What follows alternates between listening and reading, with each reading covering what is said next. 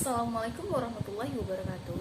Hello everybody, my name is Yulia Indah Pratiwi with student number A1B222072.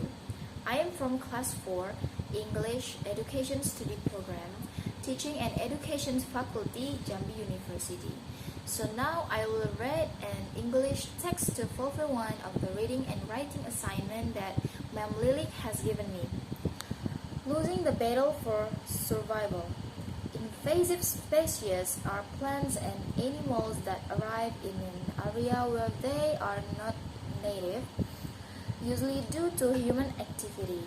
For example, a species of shellfish might attach itself to the outside of a ship traveling between countries and enter a new environment in this way.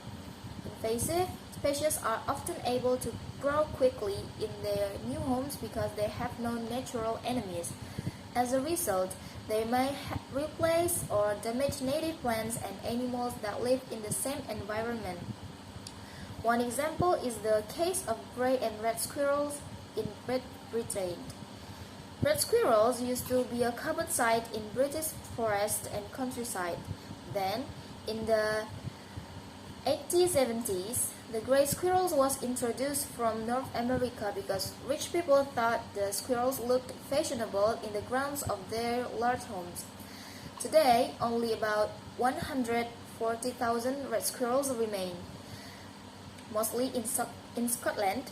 In contrast, gray squirrels are now extremely common and seen as a major pest due to the damage they cause to plants and houses. While red squirrels are protected, gray squirrels can be legally trapped and destroyed. On first sight, the two species of squirrels are similar. They both have a long tail, which helps them balance when jumping from tree to tree, and the same large eyes, small ears, and powerful back legs. In contrast, the two types of squirrels are different in body size and weight. The red squirrel has a typical head and body length of approximately 7.5 to 9 inches or 19 to 23 centimeters and a body weight of 9 to 12 ounces or 250 to 340 grams. The gray squirrel is larger than the red squirrels. The head and body measure between 9 and 12 inches or 23 and 30 centimeters, and the tail is between 7.5 and 10 inches or 19 and 25 centimeters long.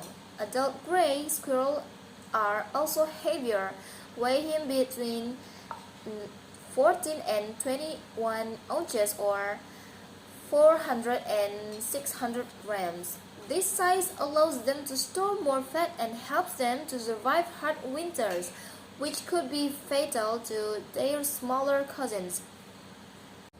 Three more differences explain why red squirrels have lost out in the competition with gray squirrels. First, red squirrels live high up in the trees, whereas gray squirrels spend more of their time on the ground. This means that any loss of forest habitat greatly affects the red squirrel populations. Another reason is that gray squirrels are more intelligent and can adapt to new situations more easily than red squirrels. For example, they can survive in an urban environment because of their ability to use food provided by humans. A third problem for the red squirrels is disease.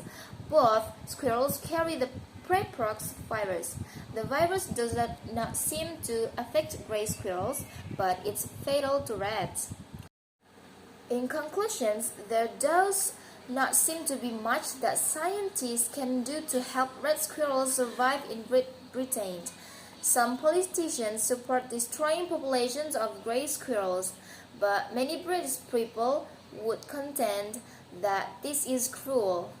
Red squirrels have been successfully reintroduced from other countries, and they could be protected in places where there are no gray squirrels, such as the Isle of Wight. However, some people question whether Britain should protect red squirrels at all. Worldwide, they are not an endangered species. Considering the evidence, saving the red squirrels may be a waste of British government money. Government conservation funding should instead be spent on other endangered animals. So that's all for me. Thank you very much. Wassalamualaikum warahmatullahi wabarakatuh.